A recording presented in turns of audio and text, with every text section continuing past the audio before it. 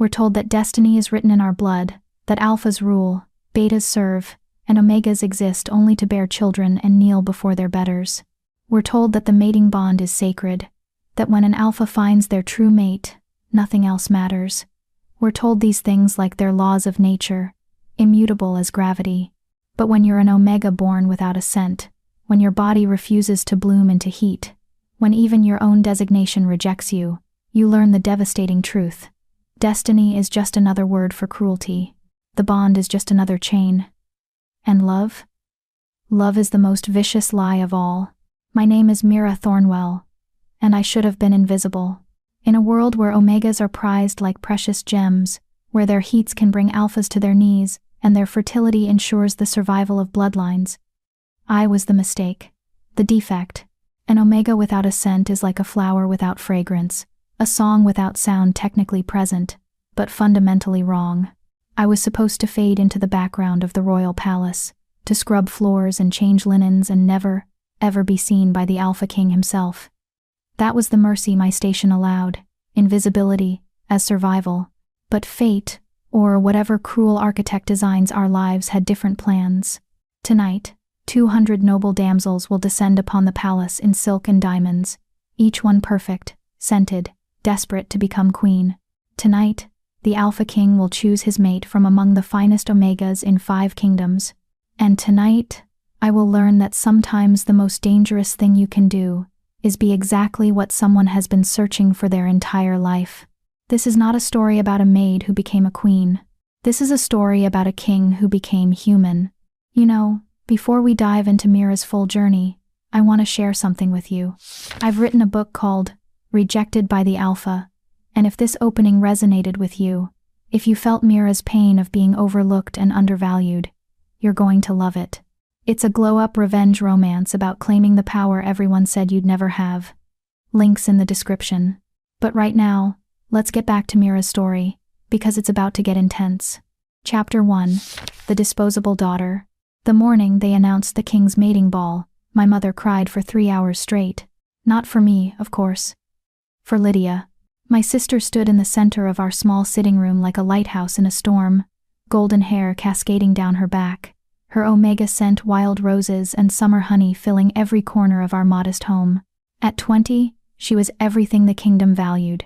Beautiful, fertile, properly presented. Her heats came like clockwork every 3 months. Strong enough that father had to install specialized locks on her door to keep the neighborhood alphas from breaking down our walls. The king, mother breathed, clutching Lydia's hands like they were made of porcelain.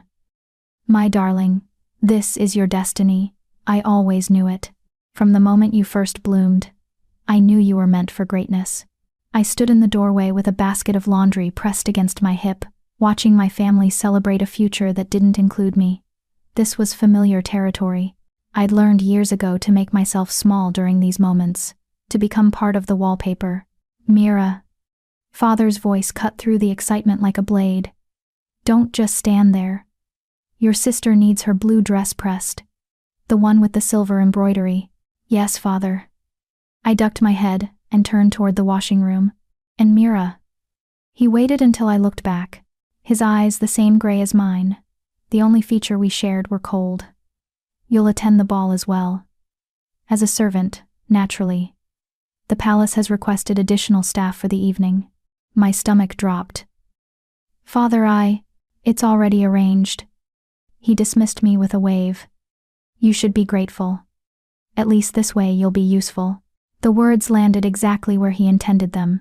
Useful, not valued, not loved. Useful. I fled to the washing room before anyone could see my face crack. The truth was, I'd stopped crying over my father's cruelty years ago. When I was 13, and my heat never came. When I was 14 and the physician confirmed what everyone suspected. My omega designation was incomplete, broken.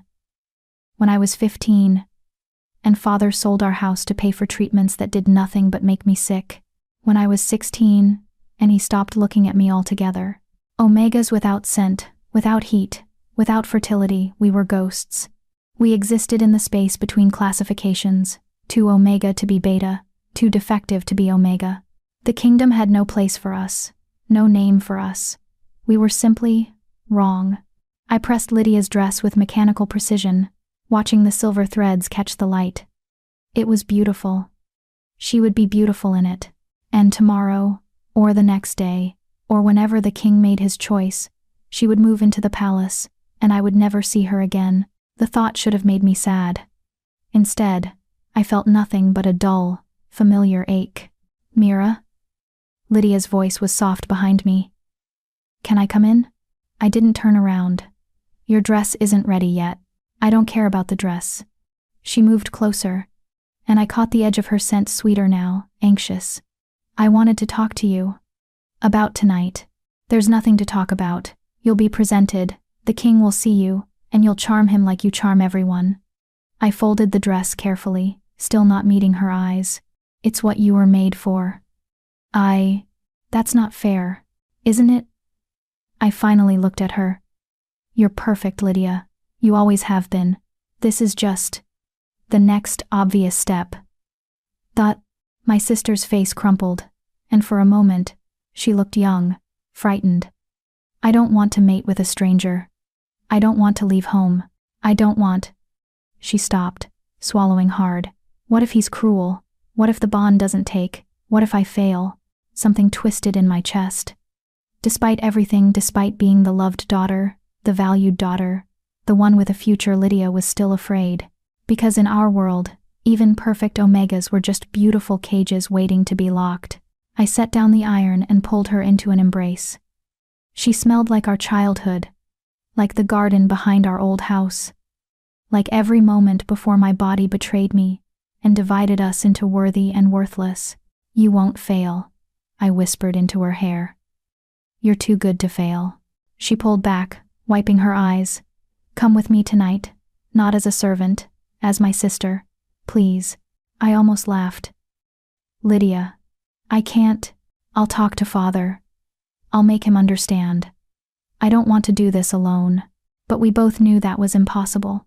The ball was for noble Omegas, for the elite, for those who could stand before the Alpha King and prove their worth through scent alone.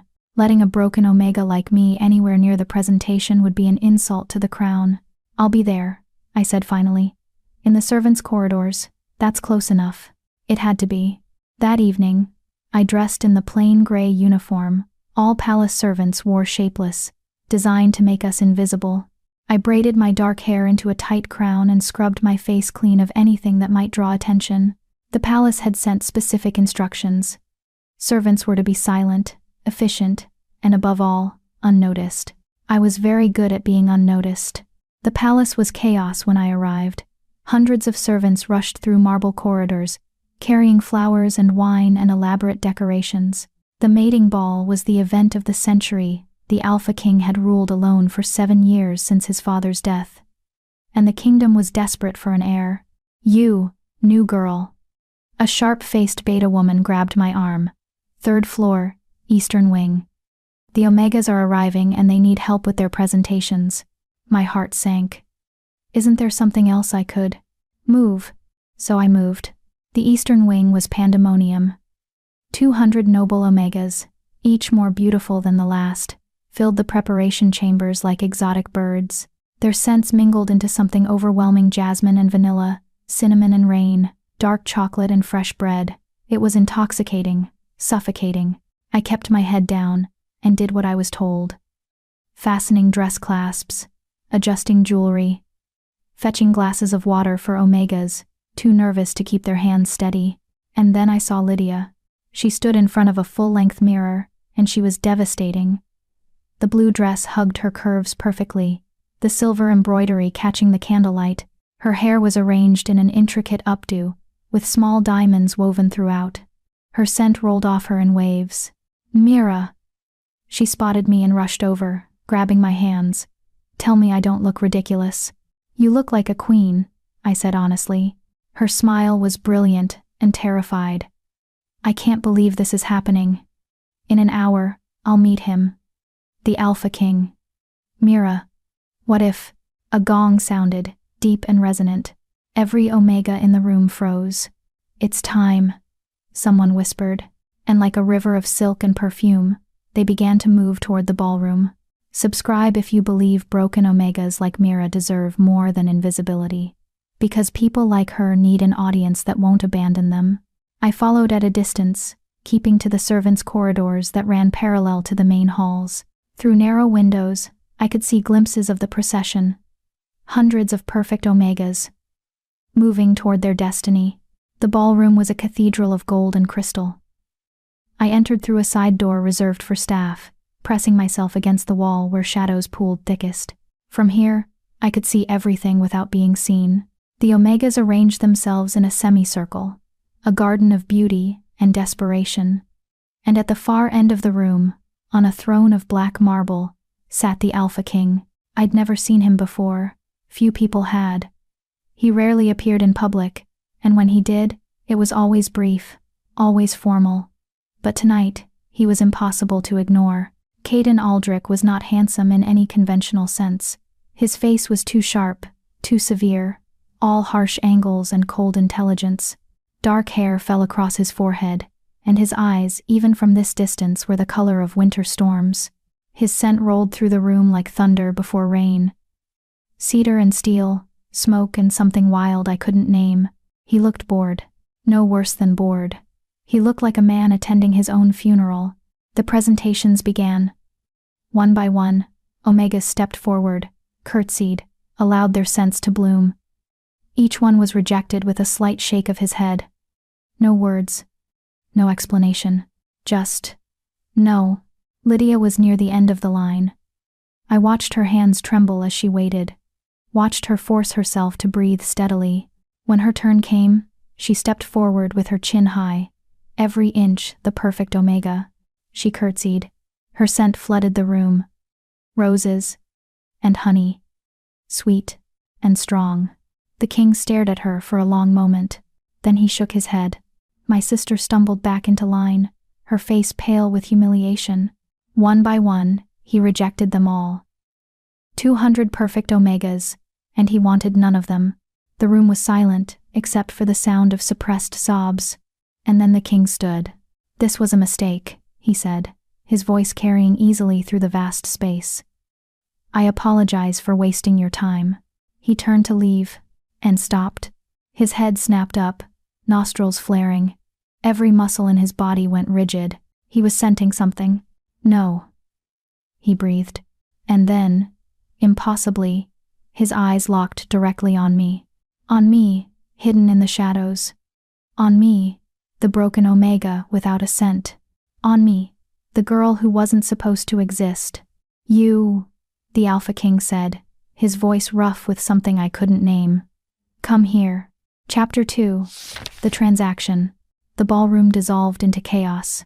200 noble Omegas turned as one, their eyes scanning the crowd for whoever had captured the king's attention. Whispers erupted like wildfire.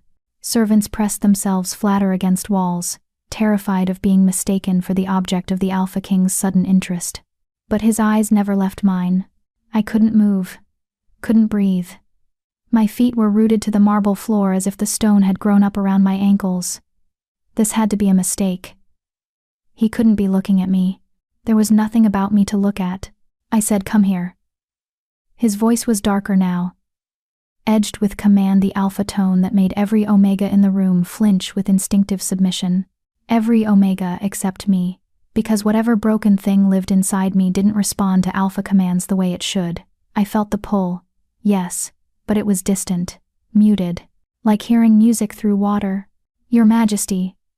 A beta advisor appeared at his elbow, voice low and urgent. "Perhaps we should leave." The king didn't look away from me. "Everyone, out." "But Your Majesty." "Out." The single word cracked through the air like a whip. The ballroom emptied in seconds, nobles tripping over their gowns in their haste to escape, servants scattering like startled birds. I saw Lydia's face in the crowd, white with confusion and fear, before she was swept away with the others. And then, there was silence. Just me. And the Alpha King. And the vast, glittering emptiness between us. He moved first, descending from his throne with a predator's grace. Each step echoed in the cavernous space. He crossed the ballroom floor slowly, deliberately, his storm gray eyes never leaving mine. I should have run. Every instinct I had screamed at me to flee. But I stayed frozen, watching him approach like watching an avalanche. Terrible and inevitable and impossible to escape. He stopped 3 feet away. Up close, he was even more unsettling. Tall enough that I had to tilt my head back to meet his eyes. Broad-shouldered beneath his formal black jacket. And his scent, gods, his scent was overwhelming this close. Cedar and steel and something wild that made my pulse race in a way I didn't understand. "What's your name?" His voice was quieter now, but no less intense. "Mira." It came out as a whisper. "Mira Thornwell. Mira." He said it like he was tasting the word. "Why are you here?" I'm a servant, Your Majesty. I was assigned to help with the presentations." His eyes narrowed. "You're an Omega." It wasn't a question, but I nodded anyway. "Yes." "Then why?" He stopped, his nostrils flaring again as he scented the air around me. Confusion flickered across his face. Then something darker. Realization. "You have no scent." Shame burned through me, hot and familiar. "No, Your Majesty." "No heat?" "No." "Infertile?" The word was a blade between my ribs. "Yes." I waited for the disgust, the dismissal, the inevitable rejection. It was what always came after the truth. But instead, the king did something that shocked me more than his initial attention. He smiled. It wasn't a kind smile. It was sharp and bitter and filled with a dark humor I didn't understand. "Perfect," he murmured. "Absolutely perfect. I don't understand." "Of course you don't." He stepped back, his expression shifting into something more controlled, more royal. "Mira Thornwell, I have a proposition for you." My stomach dropped. "Your Majesty, if this is about, it's not about mating, or breeding, or any of the things you're imagining." He clasped his hands behind his back, every inch the monarch now. "I need you to do something for me. Something that requires an Omega who won't be affected by certain biological imperatives. I don't understand." "You will." He gestured toward the throne. "Walk with me." It wasn't a request. I followed him through a side door I hadn't noticed before, down a corridor lined with portraits of previous kings. Each one looked stern and powerful and utterly certain of their place in the world. The current king looked like he wanted to set the paintings on fire. "Do you know why I held this ball?" he asked, without looking at me. "To find a mate, Your Majesty." "Wrong. I held it because the Council of Lords gave me an ultimatum. Choose a mate within the month, or they would choose one for me." His voice was flat, emotionless. "They're terrified I'll die without an heir, and plunge the kingdom into civil war. As if my death would be the worst thing that could happen to this cursed bloodline." We turned down another corridor, this one darker, older. The air grew colder. For 7 years, I've avoided this. For 7 years, I've searched for a way out. And tonight, I found it. He finally looked at me, and there was something desperate in his eyes. "You, me? An Omega without a scent, without heat, without the biological drives that would complicate everything." He stopped in front of a heavy wooden door. "You're exactly what I need." "For what?" Instead of answering, he opened the door. The room beyond was nothing like the rest of the palace. Where everything else was marble and gold and crystal, this was stone and shadows. A circular chamber with walls covered in strange symbols I didn't recognize. In the center stood a simple bed, a desk, and several locked chests. "This," the king said, "is where I spend my nights." I stepped inside cautiously. The air felt different here, heavier, charged with something I couldn't name. "I don't understand why you're showing me this." "Because I'm going to ask you to spend your nights here too." He closed the door behind us, and the symbols on the walls began to glow with a faint blue light. "Not as my mate. As my accomplice, Your Majesty. Call me Caden. If we're going to do this, you should at least use my name." He moved to the desk and opened a drawer, pulling out a thick stack of papers. "I'm cursed, Mira. Have been since my 18th birthday. Every night, from sunset to sunrise, I transform into something else. The breath left my lungs. The beast. His head snapped up. You've heard the rumors? Everyone had heard the rumors. Whispers about the king who locked himself away at night. About servants who disappeared. About something monstrous that prowled the palace after dark. But they were just stories, weren't they? I thought they were myths, I whispered. They're not. He set the papers on the desk with careful precision. Every night, I become something that's not quite human, not quite animal, something in between, and every morning, I wake up as myself, with only fragments of memory from the night before. How is that possible? My father. The words were bitter. He made a deal with something he shouldn't have. Sold his firstborn son for power. I've been paying the price ever since. He turned to face me fully. The curse can only be broken one way. I have to find someone who loves the beast, not the king. Someone who chooses the monster freely, without knowing they're the same person. Understanding crashed over me like a wave. That's why you rejected all those Omegas. They were drawn to my title, my crown, my alpha designation. None of them would have looked twice at the beast. His expression was carefully neutral. But you're different. Because I'm broken. Because you're immune. He moved closer. An Omega with heat would be dangerous to lock in a room with a beast. The instincts would be overwhelming on both sides. But you don't trigger those responses. You're safe. Safe. The word settled over me like a shroud. My entire life, I'd been told my brokenness made me worthless. And now the Alpha King was saying it made me valuable. What exactly are you asking me to do? Spend your nights here. Talk to the beast. Get to know him. Caden's voice was steady, but I could see the tension in his shoulders. If you can find a way to care for that version of me, to see past the monster, the curse breaks. I become fully human again. The council gets their proof that I've chosen someone. And you, I get what? Whatever you want. He gestured around the room. Money, property, freedom, a life far away from whatever brought you to servitude. Name your price. It was a transaction, not a rescue, not a fairy tale. Just a business arrangement between two people who needed something from each other. And if I can't? I asked quietly. If I can't find a way to care for a monster? His smile was sad. Then at least I'll have tried something other than parading perfect Omegas in front of me like prized cattle. I should have said no. Should have run back to my small, invisible life and pretended this conversation never happened. But something in his eyes stopped me. A loneliness that matched my own. A desperation I recognized. How long do I have to decide? The transformation happens at sunset. That gives you about 3 hours. He pulled out a pocket watch, checking it with the air of a man counting down to his own execution. If you agree, you'll be brought here before dark. If not, he shrugged. I'll find another way to deal with the council. What happens to the other Omegas? The ones you rejected? They'll be compensated for their time and sent home with generous gifts, their reputations intact. He met my eyes.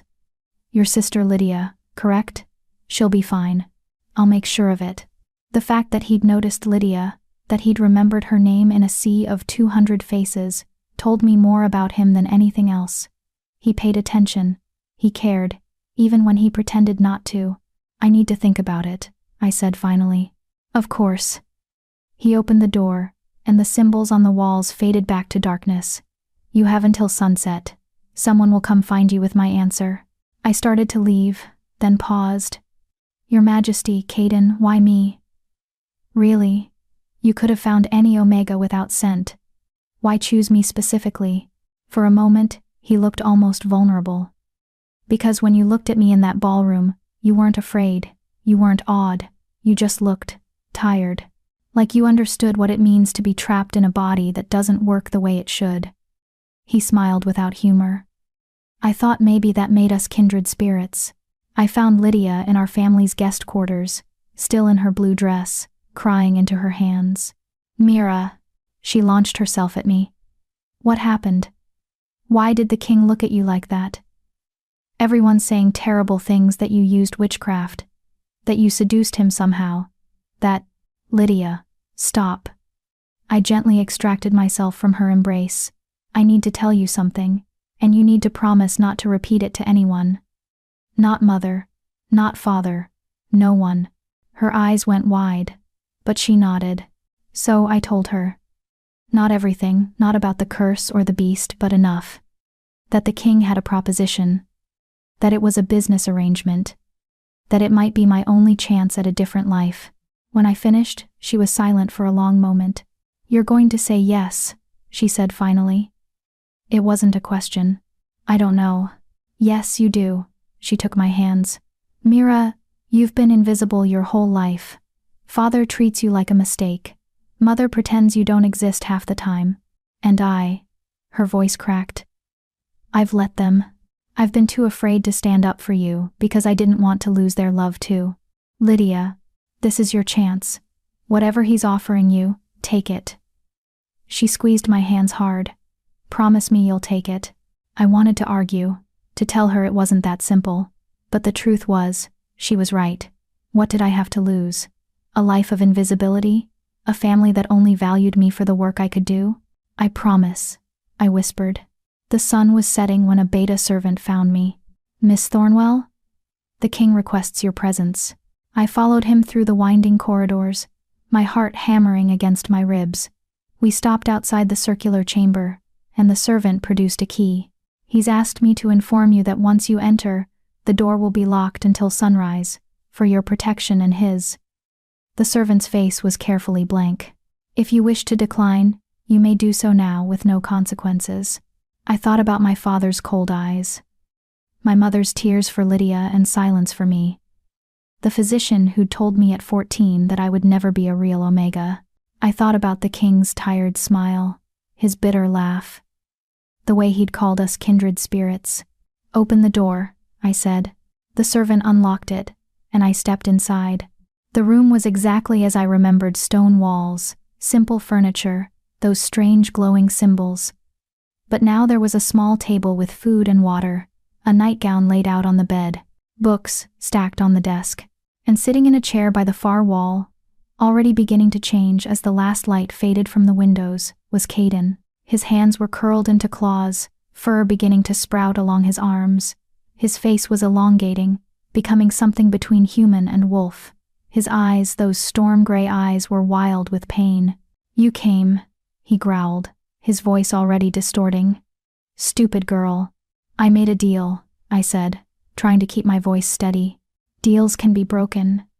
His body convulsed, bones cracking and reforming. Run. While you still can. But I didn't run. I closed the door behind me and heard the lock click into place. And as the transformation completed, as the king became the beast, I whispered into the growing darkness, "Tell me your name." The beast's eyes glowed in the shadows, and for the first time in 7 years, someone had stayed. Chapter 3. The Riddle. The beast was magnificent and terrifying in equal measure. Where Caden had been tall, the beast was massive, easily 7 feet of corded muscle and silver-black fur. His hands were tipped with claws that could shred stone. His face was lupine but disturbingly human, with those same storm-gray eyes now glowing with an inner light. When he breathed, I could see fangs designed to rend flesh from bone. He stood in the corner of the room, perfectly still, watching me with an intensity that made my skin prickle. "You asked my name," he said finally. His voice was deeper than Caden's, rougher, but the cadence was similar. "Why?" "Because if we're going to spend the night together, I should know what to call you." I stayed by the door, giving him space. Every instinct I had was screaming at me to show fear, to submit, to make myself small. But something told me that would be the wrong move. The beast tilted his head, studying me like I was a puzzle he couldn't solve. "You're not afraid." "I didn't say that. Your scent would betray you. If you had one." He took a step closer, and I forced myself not to flinch. "But you don't smell like anything. No fear, no arousal, no omega sweetness to drive me mad. You're just empty." The word stung, even though I'd heard variations of it my whole life. Empty. Broken. Wrong. "I'm still a person," I said quietly. Something flickered in his eyes, surprise, maybe, or respect, Yes, you are. He moved to the chair and sat, a clear attempt to make himself less threatening. It didn't really work when he was still massive and covered in fur and claws, but I appreciated the effort. The king didn't tell me your name, I said, taking a cautious step forward. The beast's name. Are you the same person? That's the question, isn't it? He laughed, bitter and dark. I have his memories, his thoughts, but I'm more or less, depending on how you look at it. He flexed his clawed hands. He's all control and duty and carefully managed emotion. I'm everything he locks away during the day. The rage, the loneliness, the desperate howling need to be seen as something other than a crown. I moved to the table and sat, putting furniture between us. Not out of fear, though, there was plenty of that, but to establish a boundary. So you are him, just unfiltered. Something like that. He watched me sit, his eyes tracking every movement. You're very calm for someone locked in a room with a monster. Should I be screaming? Would that help? No. But most people would anyway. I poured myself water from the pitcher, mainly to give my shaking hands something to do. I'm not most people. I think we've established that. Because you're broken. It wasn't cruel the way he said it. Just factual. Because I'm practical. I took a sip, meeting his eyes over the rim of the cup. You need something from me. I need something from you. Screaming doesn't serve either of our interests. The beast leaned back in his chair, and I heard it creak under his weight. The king told you about the curse. About what he needs. Someone to love the beast without knowing he's the king. Yes. And you think you can do that? Look at me, Mira. Really look. He spread his arms wide, displaying his full monstrous form. I'm not some handsome prince playing at being cursed. This is real. I have killed people in this form. Torn them apart when they threatened the king during the day. I am dangerous. I know. Then why are you here? It was a fair question. One I'd been asking myself since I agreed to this insanity. Because the king looked at me like I was a person, not a mistake, I said finally. Because for the first time in my life, someone saw my brokenness and called it useful instead of shameful. Because I have nothing to lose and maybe, just maybe, something to gain.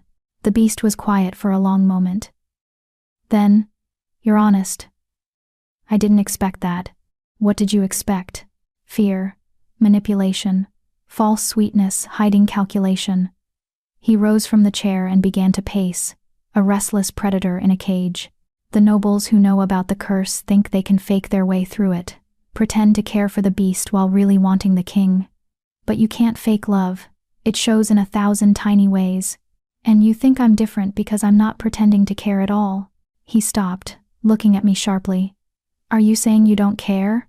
I'm saying I'm honest about not knowing you yet. I set down the cup. You want someone to love the beast. Fine. But love isn't instant. It's built. And building requires time and truth. So let's start there. The beast stared at me for a long moment, then laughed, a real laugh this time, surprised and genuine. Gods. You're either the bravest person I've ever met or the most foolish. Can't I be both? Apparently. He moved to his own chair and sat again, this time more relaxed. All right, Mira Thornwell, let's build something. Ask me anything. I considered this. There were 1,000 questions I could ask about the curse, about his past, about what happened during his nights as the beast. But something else occurred to me first. Tell me something you've never told anyone. Something true. His eyes widened slightly. That's your first question? Yes. He was quiet, thinking. Then, I don't want to be king. I never did. My father groomed me for it, molded me into the perfect heir. Cold, strategic, unfeeling. And when he cursed me, when he traded my humanity for his own power, part of me was almost relieved. Because this, he gestured to his monstrous form, this is the perfect excuse to never have to be what he wanted. The words hung in the air between us, raw and painful. That's why you avoided choosing a mate, I said softly. Not just because of the curse, because choosing means accepting the crown fully. Yes. He looked away. Your turn. Tell me something true. Fair was fair. I don't miss my family. Everyone thinks I should be desperate to see them, to maintain those connections. But the truth is, I'm relieved to be away from them. They made me feel like a ghost in my own life. At least here, locked in a room with a monster, I feel real. The beast's expression softened. Kindred spirits, that's what he called us. Are we? I think we might be. He leaned forward, resting his elbows on his knees, a surprisingly human gesture in such an inhuman body. What did he offer you? For doing this? Whatever I want. Money, property, freedom. And what do you want? I'd been asking myself that question since I left Caden in this room hours ago. What did I want? I'd spent so long just surviving, just trying to be invisible enough to avoid pain, that I'd never let myself want anything. I want to matter, I said finally. I want to be more than the broken Omega nobody knows what to do with. I trailed off, surprised by the emotion suddenly choking my throat. You want to be seen, the beast said quietly. Really seen, not as a mistake or a servant or a disappointment, just as yourself. Yes, then I see you, Mira. He held my gaze, and there was something fierce in his expression.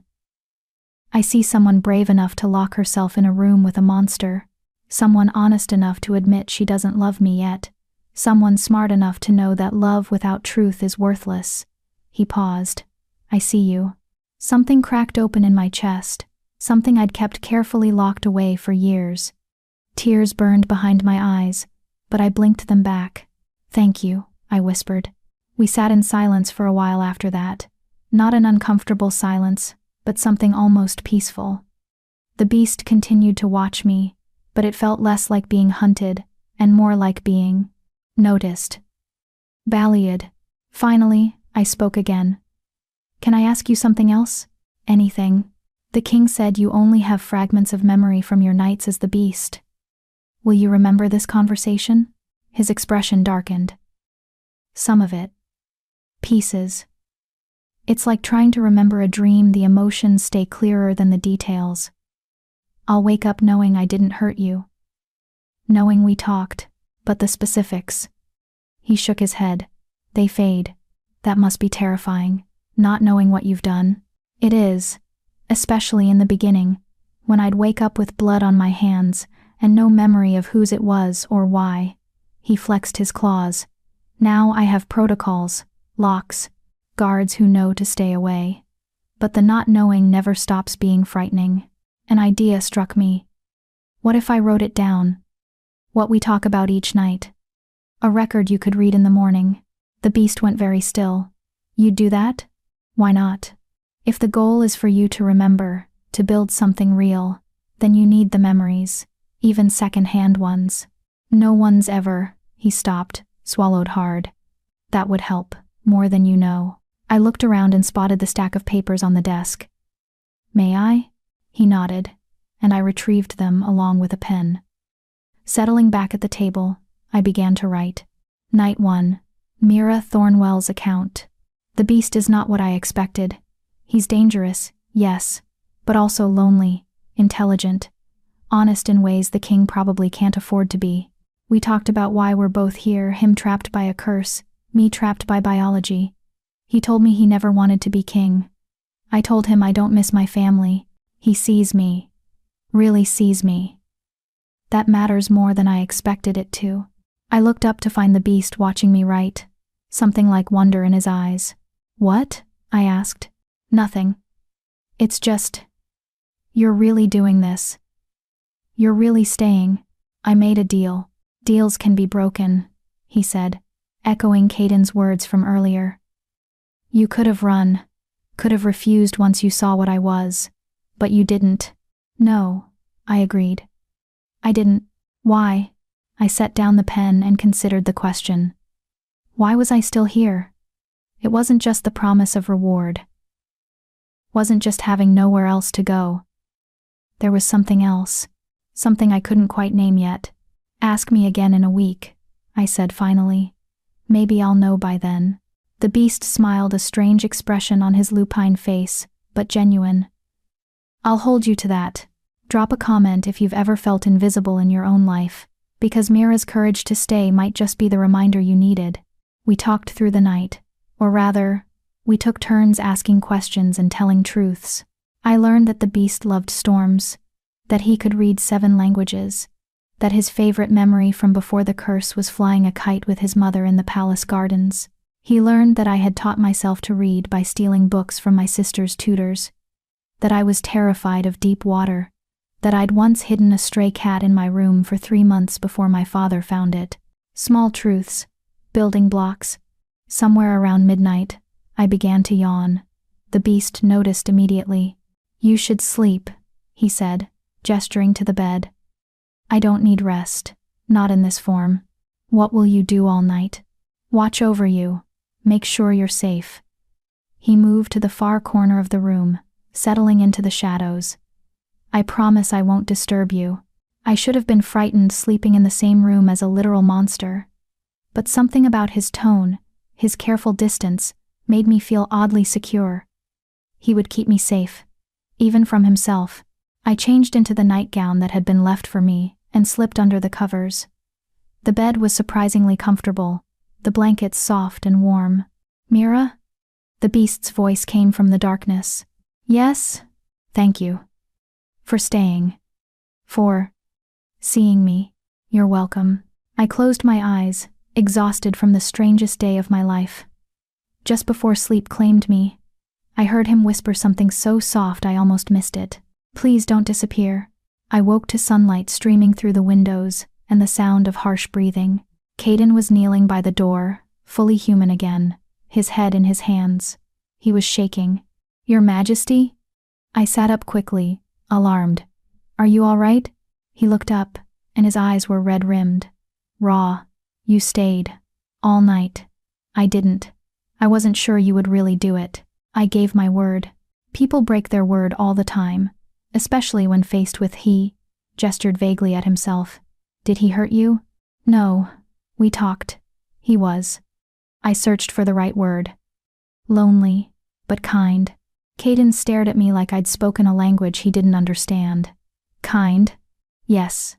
No one's ever called the beast kind before." I slipped out of bed and retrieved the papers I'd written on. "Here." I wrote down what we discussed. "So you'd remember." His hands shook as he took the pages. He read in silence, his expression shifting from shock to something softer, more vulnerable. "He told you about not wanting to be king," he murmured. "Yes. I've never told anyone that. Not even him." He looked up at me. "How did you get him to trust you?" I was honest. I didn't pretend to love him, or fear him more than I did. I just talked to him like a person. Caden laughed, a broken, disbelieving sound. "It's that simple?" I don't know if anything about this is simple, but honesty seemed like a good place to start. He stood slowly, still clutching the papers. "You'll come back tonight?" It wasn't really a question, but I nodded anyway. "If you want me to." "I do."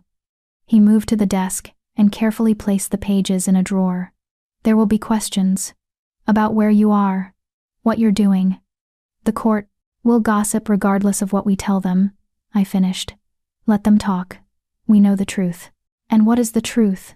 I met his eyes. Those same storm-gray eyes I'd stared into all night, just in a different face. That we're two broken people trying to build something real. That's truth enough. For the first time since I'd met him, Caden smiled. Really smiled. It transformed his severe face into something almost gentle. "Thank you, Mira." "For what?" "For seeing us," he said softly. "Both of us." A servant knocked on the door then, announcing that breakfast was ready. Caden composed himself instantly, snapping back into his royal mask.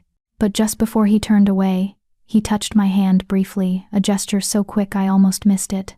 And in that touch, I felt a promise forming. This was going to change everything. Chapter 4. The Library of Secrets. The palace transformed around me over the next week.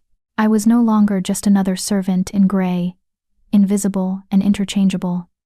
Now I was the OMEAGA who spent her nights with the king or the beast, depending on who was telling the story. The whispers followed me through every corridor. Some called me brave. Others called me foolish. A few called me a witch, who'd ensnared the king with dark magic. I ignored them all. My days fell into a strange rhythm. I'd wake in the circular chamber at dawn, write my account of the night's conversations, and watch Caden read them with an expression somewhere between wonder and grief. We'd talk briefly, awkward, careful exchanges where we were both trying to figure out who we were to each other in daylight. Then I'd leave, spend the day in my assigned quarters reading or walking the palace gardens, and return at sunset to meet the beast. It should have been exhausting. Instead, I felt more alive than I ever had. "Tell me about your childhood," the beast said on the fourth night.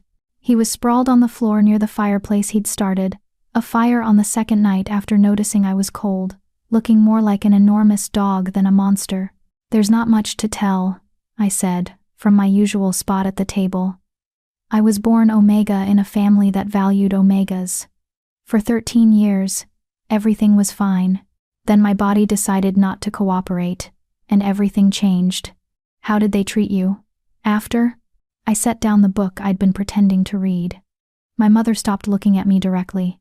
She'd addressed the space next to my head instead, like I was a ghost she couldn't quite see. My father became cold, every word calculated to remind me I was a disappointment. "And Lydia?" I paused. "Lydia tried, but she was young and scared of losing their love too. I don't blame her for it." The beast rolled onto his side, propping his massive head on one clawed hand. The gesture was so human it made my chest ache. "Did you ever hate them for it?" "Sometimes. Mostly I just felt numb." I pulled my knees up to my chest. "It's strange. I was more isolated, surrounded by family than I am locked in a room with you. Because I see you." "Yes." He was quiet for a moment then. "I had a brother. Did you know that?" I shook my head. This was new information. Nothing in the histories mentioned another prince. Younger by 3 years. His name was Tobias. The beast's voice went soft. "He was everything I wasn't.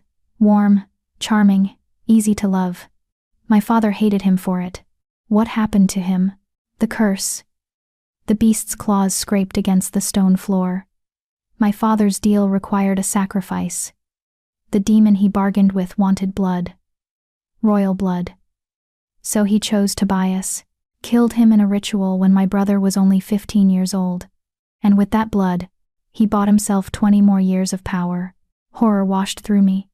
"Your father murdered his own son?" "My father was a monster long before I ever became one." The beast's eyes glowed brighter in the firelight. He told me after.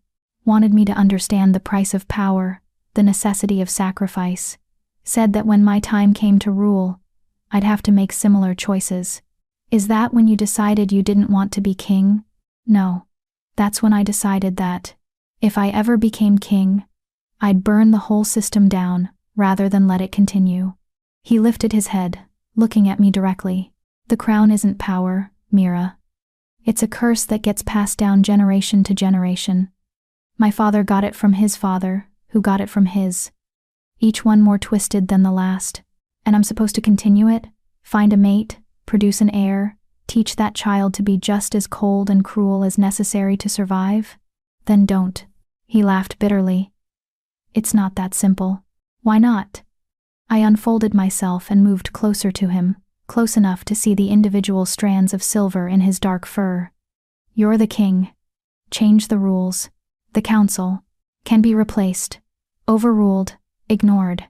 I sat down on the floor near him, surprising both of us. "You have power, Caden. Both of you. You just have to decide to use it differently." The beast stared at me, and I watched something shift in his expression. "You called me Caden. Isn't that your name?" The king's name. Mine is He stopped. "I don't know if I have a different name. I've always just been the beast. The curse. The monster." An idea crystallized in my mind. "Then choose one. Name yourself something that isn't about what was done to you." "Name myself?" He sounded almost childlike in his confusion. "Yes, people do it all the time. They outgrow the names their parents gave them and choose new ones that fit better." I tilted my head, studying him. "What feels right? What name would you want?" He was silent for a long time, thinking. Then, softly, "Ash." "Ash? What remains after fire burns everything away? What rises after destruction? He met my eyes. It feels honest. Ash, I repeated, testing the name. It fit him, this raw, honest version of Caden that existed in the darkness. I like it. Yeah? Something like hope flickered in his expression. Yeah. We sat together in comfortable silence, watching the fire. After a while, Ash, I was already thinking of him by his new name, spoke again. Can I ask you something personal? You've already asked me a dozen personal things tonight. This is different. He shifted, looking almost nervous.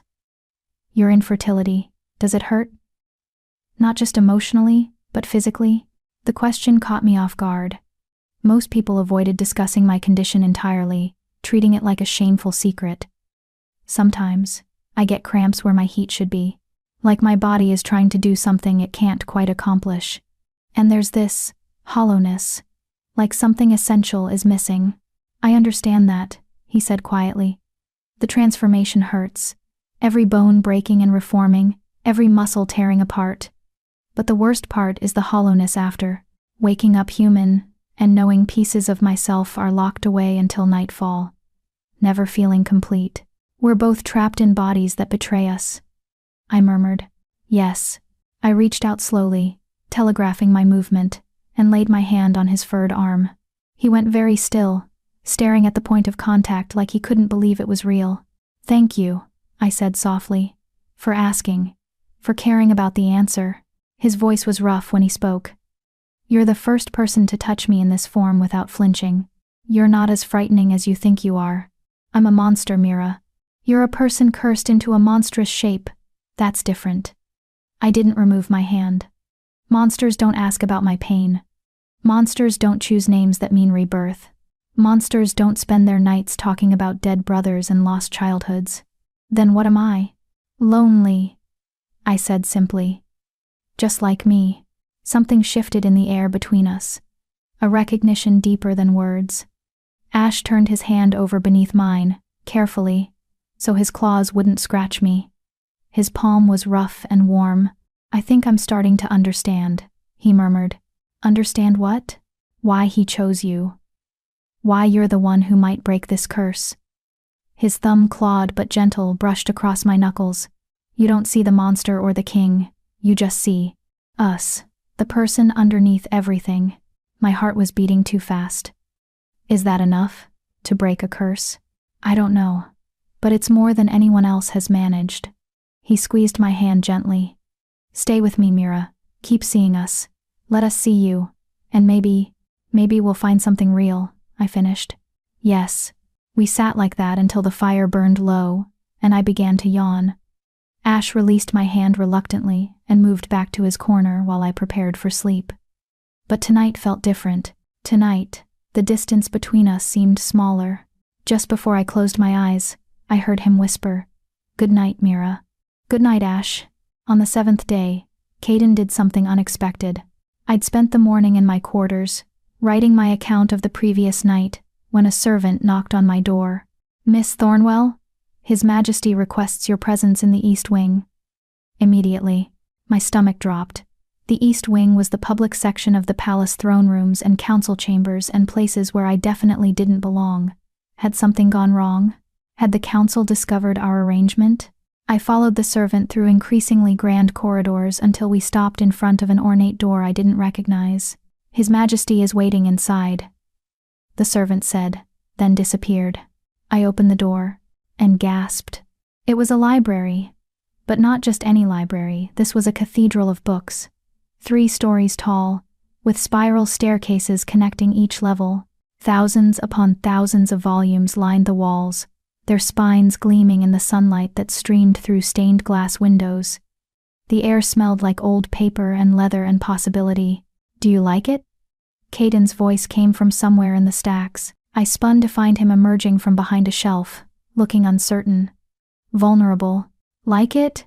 Caden, this is..." I couldn't find words. "How?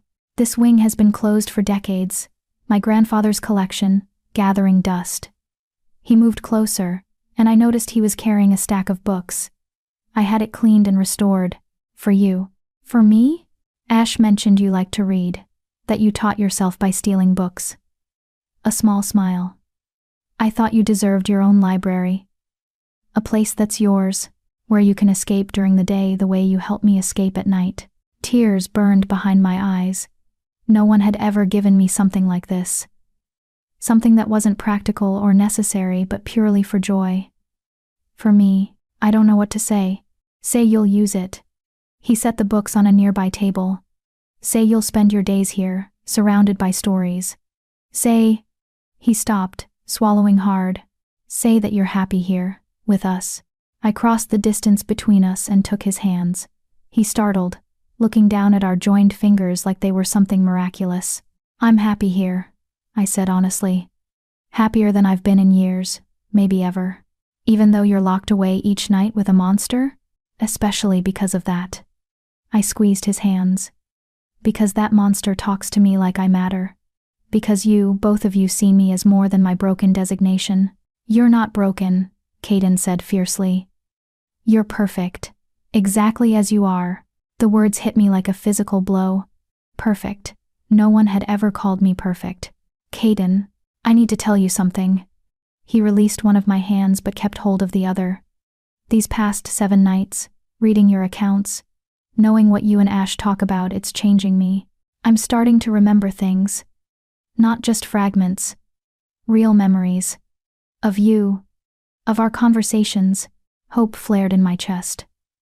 That's good, isn't it? That means the curse is weakening. Maybe. Or maybe it means I'm integrating. Becoming more whole. He looked at me intently. Mira. I think I'm where... He stopped, frustrated. There's a question Ash keeps wanting to ask you, every night, but he stops himself because he's afraid of the answer. My heart hammered. What question? Will you marry me? The world tilted. What? Not now, not yet, but eventually, when the curse breaks, if it breaks. The words tumbled out of him in a rush. The council requires me to choose a mate, and I've chosen you, not because you're OMEAGA, not because you're convenient, but because you're the only person who's ever seen both parts of me and stayed, because you're brave and honest and kind. Because Caden, stop. I pulled my hand free, my mind reeling. You can't propose to me, we barely know each other. Ash knows you. And I know you through him. Through your words. He gestured desperately. Isn't that enough? I don't know. I stepped back, suddenly overwhelmed. This is happening too fast. 7 days ago, I was invisible. A servant. And now you're asking me to be queen? I'm asking you to keep doing exactly what you've been doing. Spending nights with Ash, days with me. Let us court you properly. And when you're ready, if you're ever ready, say yes. And if I'm never ready? Pain flashed across his face. Then I'll honor our original agreement. You'll get your freedom, your reward, and you can leave. I won't force you into anything. I turned away, staring at the library he'd built for me. The library that represented everything I'd ever wanted: beauty, knowledge, a place that was mine. He'd given me this before asking for anything in return. That meant something. I need time, I said finally. To think. To figure out what I want. Of course. His voice was carefully controlled. Take all the time you need. The offer stands. No pressure. No expectations. I faced him again. Thank you. For the library. For being honest. I gestured vaguely at everything. For all of it. He smiled, sad and hopeful at once. You're welcome, Mira. He left me alone then, surrounded by thousands of stories. Stories of love and loss, triumph and tragedy, curses broken and curses eternal. I pulled a book at random from the shelf and sank into a plush chair by the window, but I couldn't focus on the words. All I could think about was the question hanging between us, waiting for an answer I didn't know how to give. Will you marry me? Chapter 5. The Deepest Wound. That night, I returned to the circular chamber with my heart in my throat. The transformation had already begun when I entered. Ash was on his knees, his body contorting as bones reshaped and fur sprouted. I'd seen it twice now, but it never got easier to watch. The pain was too raw, too visceral. When it was over, he stayed on the floor for a long moment, breathing hard. Ash? I moved toward him cautiously. Are you all right? He lifted his head, and his eyes were wild, confused. Mira, you came back. Of course I came back. Why wouldn't I? He asked you to marry him. It wasn't a question. Somehow, the memories were transferring faster now. I felt it. The fear. The desperation. Gods. Mira. I'm so sorry. We shouldn't have. I shouldn't have let him. Ash, breathe. I knelt in front of him, close enough to see my reflection in his glowing eyes. It's okay. It's not okay. You've been here 7 days, and we're already asking you to tie yourself to us forever? That's not fair. That's not. He broke off, shaking his head. You should leave, before this gets worse, before we trap you the way we're trapped. I'm not leaving. Why not? He looked at me with such anguish it made my chest ache. We're offering you a nightmare dressed up as a fairy tale. A king who turns into a monster every night. A life locked away from everything normal. Why would you stay? I reached out and cupped his furred face in my hands. He froze, shock written across his features. Because for the first time in my life, I don't feel like a mistake, I said quietly. Because you talk to me like I'm interesting. Because Caden builds me libraries. Because both of you see me as something more than my broken body. I stroked my thumb along his jaw. Because I think I might be starting to care about you. Both of you. Mira, I'm not ready to marry you. Not yet. Maybe not ever. But I'm not leaving either. I held his gaze. Can that be enough for now? Something in his expression cracked open. Yes. Gods. Yes. That's more than enough. He leaned into my touch, his eyes closing briefly. When he opened them again, they were calmer, more centered. Thank you, he whispered, for staying, for touching me without fear, he stopped, seeming to struggle with words, for making me feel human even when I'm not. You are human, just in a different shape. That's not what everyone else thinks. The servants are terrified of me. The guards think I'm a demon. The council wants me locked away permanently. His voice turned bitter. They'd kill me if they could. Put Caden on the throne permanently and pretend the beast never existed. Can they do that? Is there a way to separate you? I don't know, maybe, but it would probably kill us both. He pulled back from my hands, and I immediately missed the contact. The curse binds us together. We're two halves of one broken whole. Remove one half, and the other dies. I thought about that, about Caden's controlled precision and Ash's raw honesty, about how they needed each other to be complete. Then they stay together, both of you, no matter what. Even if it means being bound to a monster? You're not. I started, then stopped. This was an old argument, one we'd circled around multiple times. He didn't believe he was worth caring for. Not yet. Maybe not ever. But I could show him differently. Tell me about the worst thing you've ever done, I said instead. In this form. The thing that makes you believe you're irredeemable. Ash recoiled. Mira. No. You don't want to know that. Yes, I do. Because whatever it is, you need to say it out loud. Let someone else carry the weight of it with you. I've killed people. I know, Caden told me. You protect him during the day by eliminating threats at night. It's not just that. His claws scraped against the stone floor, leaving grooves. 3 years ago, there was an assassination attempt. A group of nobles who wanted to overthrow the king. They broke into the castle at night, when I was transformed, and he swallowed hard. I tore them apart, all 12 of them. I didn't just kill them, I destroyed them, made them into warnings. And the worst part? I enjoyed it. The confession hung in the air between us, ugly and raw. Why did you enjoy it? I asked quietly. He looked at me sharply. Does it matter? Yes. Because, he struggled with the words. Because for once, I was useful. For once, my monstrous form served a purpose beyond just being a curse. I protected Caden, saved his life. And in that moment, I wasn't just the beast. I was a guardian. Understanding washed through me. You felt like you mattered. Yes. And that feeling, that purpose, it made the violence easier, made me crave more opportunities to prove my worth. His voice dropped to a whisper. What kind of person enjoys killing, Mira? What kind of monster am I? I moved closer again, until I was kneeling right in front of him.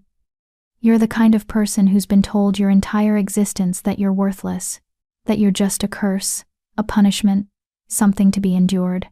And when you finally found a way to matter, your brain latched onto it desperately. That doesn't make you evil. It makes you human. I'm not human. Not like this.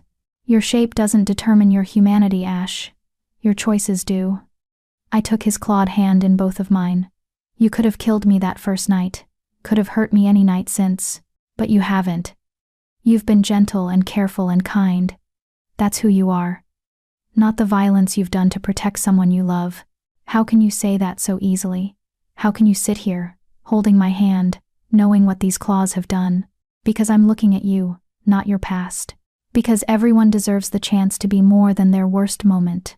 I squeezed his hand. Because I think you're worth caring about. Ash made a sound somewhere between a laugh and a sob. You're either the most naive person I've ever met, or the most compassionate. Can't I be both? Apparently. He turned his hand over in mine, carefully threading our fingers together. His claws were sharp, but he held me like I was made of glass. Mira, I need to tell you something. About the curse. About what it means if you stay. My heart kicked up. Okay. The curse requires someone to love the beast without knowing he's the king. You know now, you know we're the same person. Which means... He paused, choosing words carefully. If you develop feelings for me, it might not count. The curse might not break, because you can't separate your feelings for Ash from your knowledge of Caden. So I'm contaminated, I said flatly. Knowing the truth ruins the magic. Maybe. We don't know for sure. The witch who cast the original curse is long dead, and the terms were deliberately vague. He looked at me intently. What I'm saying is, you might be doing all this for nothing, spending your nights locked away with me, letting Caden court you during the day, and at the end of it, the curse might still remain. We might still be broken. And you're telling me this now because it's not fair to let you continue without knowing. If you want to leave, I'll understand. Caden will understand. We'll honor our agreement, give you everything we promised, and you can go live your life. I was quiet for a long moment, turning this new information over in my mind. He was right. I might be wasting my time. Might be pouring effort into something that couldn't be fixed. The practical thing would be to cut my losses and leave. But when had I ever been practical about the things that mattered? I'm not leaving, I said finally. Mira, I'm not leaving, I repeated, more firmly. Curse or no curse, magic or no magic. I came here because you offered me a chance to matter, to be seen. And you've kept that promise. Both of you have. So I'm staying. Even if it doesn't work? Even if we're stuck like this forever? Even then. I met his eyes. Because maybe the point isn't breaking the curse. Maybe the point is finding people who see you as you are, and choose to stay anyway. Ash stared at me for a long moment, his expression shifting through shock and disbelief, and finally landing on something that looked like awe. How are you real? He whispered. I could ask you the same thing. He laughed, a real laugh, bright and surprised. Then he did something that shocked us both. He pulled me into an embrace. It should have been terrifying. He was massive, covered in fur and muscle and claws. He could have crushed me without trying, but instead, he held me carefully, gently, like I was precious. I wrapped my arms around his neck and held on. We stayed like that for a long time, two broken people finding comfort in each other's arms.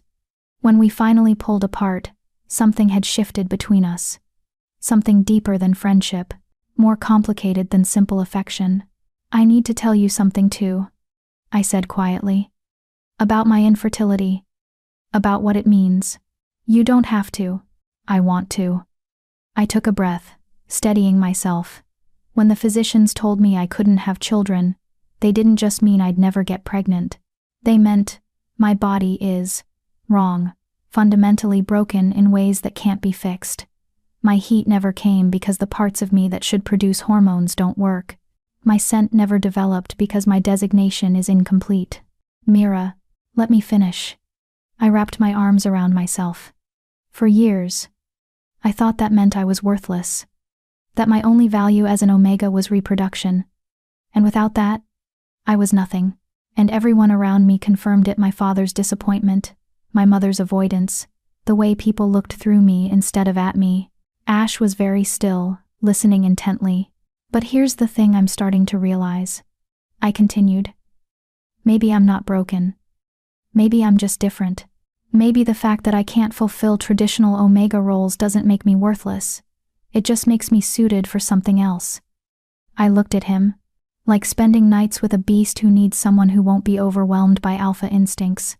Like being the person who can see both halves of a cursed king without being blinded by designation politics. You're not worthless, Ash said fiercely. You're extraordinary. I'm starting to believe that. Because of you. Because of how you look at me. How do I look at you? Like I'm valuable exactly as I am. Not despite my brokenness, but including it. Like all of me is worth seeing. Ash reached out and cupped my face in his large, clawed hand. You are worth seeing. Every part of you. The pain and the strength and the fear and the courage. All of it. Tears spilled down my cheeks. I'd spent so long holding everything in all the hurt and shame and loneliness that I'd forgotten what it felt like to let someone else witness it. I'm scared, I admitted. Of caring too much. Of letting myself hope this could work. Of being disappointed again. I'm scared too, he said softly. Of hurting you, of failing you, of being exactly the monster everyone thinks I am. Then we'll be scared together. He smiled, that strange, beautiful expression that transformed his lupine face. Together, we talked until dawn, sharing our deepest fears and oldest wounds. I told him about the cat my father killed when he found it, about the tutor who called me defective, about the day I realized my own family had given up on me. He told me about his brother's death, about the first time he killed as the beast, about the loneliness of waking up human with only fragments of memory. We built something that night. Not love, not yet, but the foundation for it. Trust, honesty, the knowledge that we could show each other our worst parts and still be accepted. When the sun rose and Caden emerged from the transformation, he found me holding Ash's clawed hand and crying quietly. Mira? His voice was rough, concerned. What happened? Did he hurt you? No. I wiped my eyes and smiled. He helped me. We helped each other. Caden knelt beside me, reading something in my expression. You told him. About the curse, not counting if you know we're the same. Yes, and I'm staying anyway. His eyes widened. Even though it might not work? Even then. I looked between them. Caden solid and human. Ash beginning to fade as the transformation completed. I'm not here to break a curse anymore. I'm here because I want to be. Because you both matter to me. Caden took my free hand, the one not holding Ash's, and brought it to his lips. Thank you, he whispered against my knuckles. Thank you for choosing us. The transformation finished. Ash disappeared completely, leaving only Caden kneeling on the stone floor. But I could still feel the echo of Ash's presence, the warmth of his hand in mine, the sound of his voice saying together. I have a question, Caden said, still holding my hand.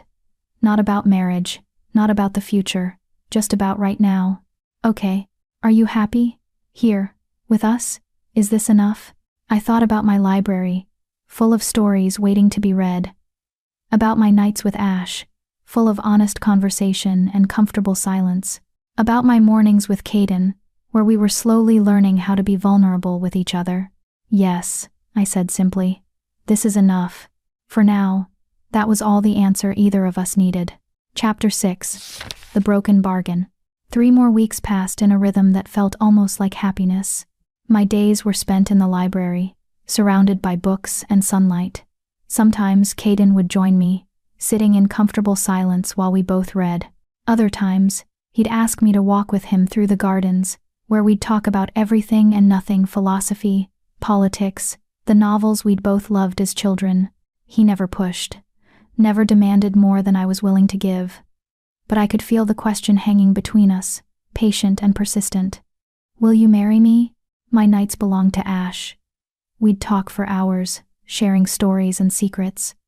He taught me about the castle's hidden passages, the history written in its stones. I taught him about literature, reading aloud from my favorite books, while he listened with his head in my lap like an enormous, contented wolf. Sometimes we didn't talk at all. Sometimes I'd fall asleep mid-sentence and wake at dawn to find him watching over me, keeping me safe from nightmares I no longer had. I was beginning to understand what love felt like. Not the desperate, all-consuming passion of stories, but something quieter, more solid, the knowledge that someone sees you completely and chooses to stay. I was beginning to think I might say yes. And then, on the 28th night, everything shattered. I arrived at the circular chamber just before sunset, carrying a new book I wanted to share with Ash. But when I opened the door, I found Caden still there, pacing like a caged animal, his face pale with something that looked like panic. Caden, what's wrong? You should have left already. The sun is almost... I need to tell you something. His words came out in a rush. Before the transformation, before I lose the courage, dread pooled in my stomach. What is it? The curse. He stopped pacing, facing me directly. I haven't been completely honest about how it works. What do you mean? The witch who cast it, she didn't just curse me to transform every night. She cursed me to become a beast until someone loved that form without knowing it was human. But there's a second part. A condition I didn't tell you. My hands clenched around the book. What condition? The person who loves the beast can never know he's the king. If they discover the truth, if they see both forms and understand we're the same person, the spell is broken. Not the curse. The spell that might have ended the curse. Understanding crashed over me like ice water. I've already seen both forms. I've known from the beginning. Yes. So I was never going to break the curse. It was impossible from the start. Yes. I stepped back, my mind reeling. Why didn't you tell me this before? Why let me think I could help? Because I needed you to stay. The words burst out of him, desperate and raw. I needed someone who could be with both of us without being overwhelmed by biology. Someone who could see past the monster and the crown to the person underneath. And you did. You've done everything I hoped for and more. But it doesn't matter. The curse won't break. It might. He moved toward me, hands outstretched. There are theories, possibilities that if the love is strong enough, true enough, it could override the original conditions. But I don't know. I've been searching for answers, reading every text on curse breaking I can find, but you gambled with my time, my emotions, my hope. I set the book down carefully before I could throw it. You let me believe I was building something real when you knew it might be for nothing. It is real, his voice cracked. Mira, what we have, what all three of us have built, that's real. Curse or no curse, the feelings are real. Are they? Or am I just convenient? The broken Omega who can't do better than a cursed king? That's not fair. None of this is fair. I was shaking now, anger and hurt warring inside my chest. You told me I mattered, that you saw me, but you were using me the whole time. Just another tool to try to fix your broken curse. No, Mira, no. It started that way maybe, but it became so much more. You have to believe me. The sun dipped below the horizon. Caden gasped, his body beginning to convulse. The transformation was starting. Mira. His voice was already changing, deepening. Please, don't leave. Let me explain. You've had 4 weeks to explain. You chose to lie instead. I turned toward the door, my vision blurring with tears. Behind me, I heard the sounds of the transformation bones cracking. Caden's cries of pain turning into something more animal. My hand was on the doorknob when Ash's voice stopped me. Don't go. I looked back. He was there fully transformed, massive and powerful and heartbreakingly familiar. But for the first time since I'd met him, I felt afraid. Not of his form, of what he represented. The lie I'd been living. Why shouldn't I? My voice came out hollow. You knew. All along, you knew I couldn't break the curse. Was any of it real? Or was I just an experiment? It was real. He took a step toward me, then stopped when I flinched. Pain flashed across his face. Every conversation. Every moment of truth. Every time I told you that you mattered, it was real, Mira. All of it. Then why lie? Because I was terrified. The words exploded out of him. Terrified that if you knew the curse couldn't be broken through you, you'd leave. And I couldn't. His voice broke. I couldn't lose you. Not when I'd just found someone who saw me as more than a monster. So you trapped me instead. Made me think I had a purpose here when really I was just… What? A companion? A pet to keep the beast entertained? You're not a pet, you're… He stopped, his clawed hands clenching. Gods, Mira. You're everything.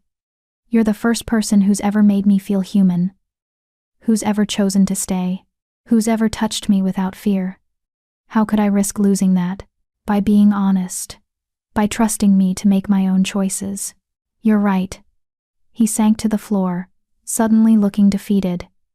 You're absolutely right. I should have told you. We should have told you.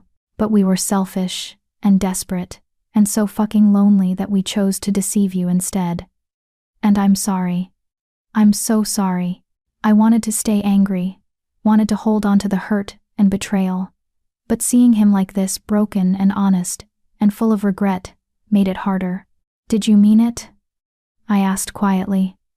When you said I mattered, when you said you were starting to care for me, was any of that true? Ash lifted his head, and his eyes were devastating. I love you. I've been falling in love with you since the first night you asked my name, since you saw me as something worth naming instead of just enduring. He stood slowly, carefully. I love your honesty and your courage and the way you read to me like I'm worth the effort. I love that you touch me without fearing what these hands have done. I love you, Mira. And that's the truest thing I've ever said. The words hung in the air between us, beautiful and terrible. I love you too, I whispered, and I realized it was true. Somewhere in the past 4 weeks, I'd fallen for both of them, Caden's careful vulnerability and Ash's raw honesty. But I don't know if that's enough. Not when it's built on lies. Then let me rebuild it on truth. He moved closer, slowly enough that I could step away if I wanted. Let me spend the rest of this night telling you everything, every secret, every fear, every piece of information I've withheld, and then you can decide whether what we have is worth salvaging. I should have left. Should have walked away from the beautiful lies and the complicated truths. But I'd never been good at doing what I should. Okay, I said finally. Tell me everything. We sat on opposite sides of the room, as much distance as the space allowed. And Ash told me everything. About the curse's exact wording. The beast must be loved by one who knows not that he is king. Only through this love freely given shall both parts become whole. About his father's murder of Tobias, and how the demon who'd been summoned used the royal blood to bind Caden to a beast form. About the council's ultimatum, choose a mate by his 30th birthday. Or they'd have him declared unfit, and install his uncle as regent. About the desperation that drove him to hold the mating ball, knowing it was futile. About seeing me in the shadows and realizing I was the answer to a question he hadn't known how to ask. The original plan was simple, Ash said, his voice tired. You'd spend time with me, grow to care for me, and never know I was Caden. But then you saw both forms that first night, and everything became complicated. So you decided to just not tell me it was hopeless? We decided to hope. He looked at me across the distance. There's so little written about curse breaking. Most of it is theory and speculation. But there's a concept true love's exception. The idea that if love is genuine enough, powerful enough, it can override even the strictest magical conditions. That's not much to build hope on. It's all we had. He flexed his claws against the stone floor. And maybe we were wrong to risk your heart on such slim odds. But Mira, you have to understand you're the first person in 7 years who's made me feel like this curse might be worth surviving. Like there might be something on the other side of this nightmare worth living for. I was quiet for a long time, processing everything he'd told me. The lies hurt, the deception stung. But underneath all of it, I could see the shape of their desperation. 2 halves of a broken person, trying desperately to become whole. What happens now? I asked finally. If the curse can't be broken, if I can't break it because I know too much, what's your plan? I marry someone else. His voice was flat. Someone who doesn't know about the beast. Someone who can be kept separate from my night form. We stage it carefully. They love Caden during the day, love Ash at night, without realizing it's the same person. The curse breaks. I become human. And I spend the rest of my life bound to someone I don't love, grateful for a cure that cost me everything that mattered. That's your plan? That's the council's plan. They've already selected candidates. Beautiful Omega nobles who they've carefully vetted and prepared. After tonight, after I've had time to recover from my rejection of the mating ball candidates, they'll start introducing them. My stomach dropped. When? Next week. He looked away. I've been putting them off, using our time together as an excuse. But they're getting impatient. If I don't choose soon, they'll choose for me, so I have a week. The words tasted bitter. One more week of this before you replace me with someone who can actually break the curse. I don't want to replace you. I want. He stopped, shaking his head helplessly. It doesn't matter what I want. I'm trapped by duty and politics and a curse I didn't ask for. I stood up slowly, my legs unsteady. Everything felt surreal, like I was watching this conversation happen to someone else. I need to think, I said quietly. About everything you've told me. About what I want. About whether this is worth fighting for. Of course, take whatever time you need. Ash didn't try to stop me. The door is unlocked. It always has been. You can leave whenever you want. I looked at the door.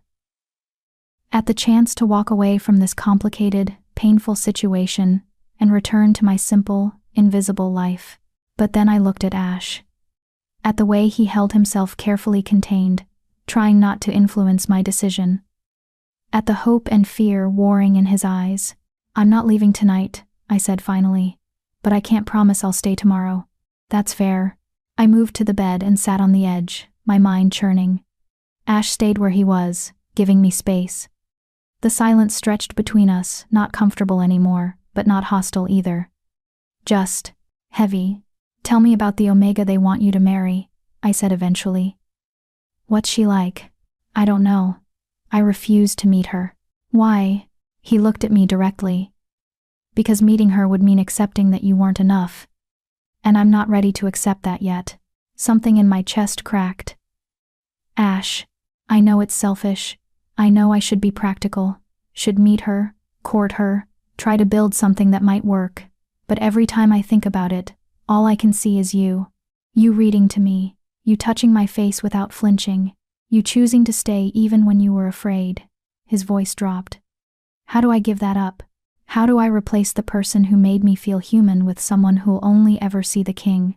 I don't know, I whispered. Neither do I. We sat in silence as the night deepened. I should have been angry. Should have been planning my exit.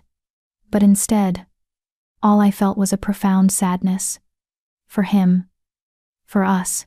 For the thing we'd built that might not be strong enough to survive reality. Mira?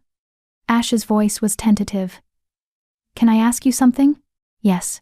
If the curse could be broken, if there was a way to make this work, would you want that? Would you want a life with us? I closed my eyes, thinking about it. Really thinking. Not about the impossibility or the complications or the politics. Just about the core question. Did I want them? Both of them? Yes, I said finally. I would. Then that's worth fighting for. He stood, moving to sit on the floor near the bed close, but not touching.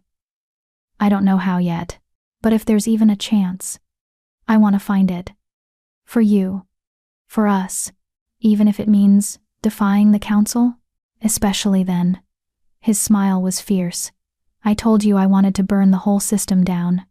Maybe this is how it starts. I looked at him. Really looked at him. At the beast who'd chosen his own name. Who'd shared his deepest shame. Who'd just confessed he loved me despite every rational reason not to. We need a plan, I said slowly. A real one, not just hope and desperation. Agreed. And no more lies, ever. Even if the truth is painful. I promise. No more lies. I reached down and took his clawed hand in mine. Then, Let's figure this out. Together. His fingers tightened around mine carefully. Together. Chapter 7. The Year of Hollow Freedom. We spent the rest of that night strategizing like generals preparing for war. Ash told me everything he knew about curse magic. How it bound itself to bloodlines. How it fed on specific conditions. How breaking even one clause could sometimes unravel the whole thing. I told him about every fairy tale I'd ever read, every story where love defeated impossible odds, looking for patterns we could exploit. By dawn, we had the skeleton of a plan. It was desperate and dangerous and probably wouldn't work, but it was something. When Caden emerged from the transformation, I was ready. I'm not leaving, I said before he could speak. But things have to change. He looked at me warily, hope and fear mixing in his expression. What do you mean? I mean we stop playing by the curse's rules. We stop letting it define what's possible. I stood, moving to face him directly. You said true love's exception might work, that love powerful enough could override the conditions. So, let's test that. How? By being honest. By choosing each other openly, deliberately, in front of witnesses. I took a breath. Marry me, Caden. Not in secret. Not as a political arrangement. Publicly. Let the kingdom see you choose the broken Omega servant. Let the curse see that our love exists, despite every reason it shouldn't. His eyes widened. You're saying yes? After everything. I'm saying yes because of everything. Because you lied and then told the truth. Because Ash loves me enough to let me go. Because both of you are worth fighting for. I moved closer. But if we do this, we do it my way. No more hiding, no more half measures. We face the council, the curse, and whatever comes after together. Caden's face transformed, the careful royal mask shattering to reveal something raw and desperate and joyful. You're sure? I'm terrified. But yes, I'm sure. He crossed the distance between us in 2 strides and pulled me into his arms. I felt him shaking, this powerful, controlled king reduced to trembling by the weight of his relief. Thank you, he whispered against my hair. Thank you for choosing us. Thank you for being worth choosing. We stayed like that for a long moment before I pulled back. Now comes the hard part, I said. We need to convince the council that this is the right choice. That I can break the curse even though I know about Ash. They'll fight us. They have their own candidate already selected. Then we'll fight back. I straightened my shoulders. I'm not a noble Omega. I'm not politically connected, but I'm the one you love. That has to count for something. Caden's smile was fierce. It counts for everything. We presented our case to the council that afternoon. The council chamber was exactly as intimidating as I'd imagined, all dark wood and judging eyes. 12 lords sat in a semicircle, each one representing a major noble house. They looked at me like I was an insect that had wandered into their fortress by mistake. Your Majesty, Lord Westmere began, his voice dripping with condescension. Surely you're not serious about this, servant. Her name is Mira Thornwell, Caden said coldly. And yes, I'm quite serious. I'm choosing her as my mate. But she's nobody. Another Lord Harwick, I thought, gestured at me dismissively. No family connections, no political value, and she's defective. An Omega who can't even fulfill the basic requirements of her designation. Watch your tongue. Caden's voice dropped to a growl. You're speaking about my future queen. The council erupted in protests. I stood silent beside Caden's throne, trying to keep my face neutral while my insides churned with anxiety. Lord Westmere raised a hand for silence. Your Majesty, we understand that you've grown, attached to this girl. But surely you see that she's unsuitable. The kingdom needs a king who can rule without being cursed, Caden interrupted. And Mira is the one who can break that curse. How? Westmere's eyes narrowed. What makes this defective Omega special? I stepped forward before Caden could answer. If I was going to be queen, I needed to find my own voice. Because I love both parts of him, I said clearly. The king and the beast, not despite the curse, but including it. That's what breaks this kind of magic, not ignorance, but acceptance. The council stared at me. Several lords exchanged skeptical glances. The curse requires the beast to be loved by someone who doesn't know he's the king, Harwick said slowly. You know. Therefore, you cannot fulfill the conditions. The curse requires love given freely to the beast, I countered. Nothing about the original wording says that love must be given in ignorance, only that it must be real, and my love is real. This is sophistry, Westmere snapped. You're trying to twist the words to fit your desires. I'm trying to save your king, I shot back, which is more than you've done in 7 years. The chamber went silent. I'd just insulted the most powerful men in the kingdom. Caden's hand found mine, squeezing gently. Westmere's face was red. Your Majesty, I must protest this girl's insolence. This girl is my choice, Caden said firmly. And unless you want to challenge the crown's authority to choose its own mate, you'll accept it. The threat hung in the air. The council could theoretically override the king's choice, but doing so would be tantamount to declaring him unfit to rule. It would start a constitutional crisis that could tear the kingdom apart. Lord Westmere knew this. They all did. Very well, he said finally, his voice tight. But we require proof. If this OMEAGA truly can break the curse, let her do so. You have 1 year, Your Majesty. 1 year to be freed of your beast form. If the curse remains after that time, we will require you to set this girl aside and choose from our approved candidates.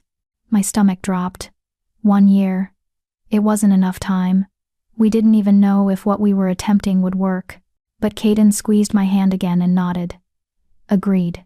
1 year. The council dismissed us with barely concealed contempt. As we left the chamber, I heard them already whispering, making plans for what they'd do when I inevitably failed. The wedding was held 3 weeks later. It should have been a grand celebration, a kingdom-wide festival to mark the king's choice of mate. Instead, it was a small, quiet ceremony in the palace chapel. Just us, a handful of witnesses, and a priest who looked uncomfortable the entire time. My family wasn't invited. Caden had sent them compensation more than generous, enough that they'd never have to work again. In return, they'd signed papers relinquishing any claim to me. My father's signature was firm and unhesitating. Lydia had sent a letter. I'm happy for you, even if I don't understand. Be brave, little sister. Be free. I wore a simple white dress. No crown, no jewels. Just me. Caden wore his formal attire, but he'd refused the ceremonial crown. I'm not marrying you as a king, he'd said. I'm marrying you as a man. When the priest asked if anyone objected, the silence was damning. No one celebrated, no one cheered, but no one stopped us either. We spoke our vows in voices that didn't shake. We exchanged rings that felt heavy with possibility. And when Caden kissed me our first kiss, it tasted like defiance and hope. We were married, and the curse remained. If you've ever fought for something everyone said was impossible, leave a comment, because Mira and Caden need to know they're not alone in this battle. The months that followed were the strangest of my life. By day, I was queen, a title I wore like an ill-fitting coat. The court whispered behind my back. The nobles snubbed me at every opportunity.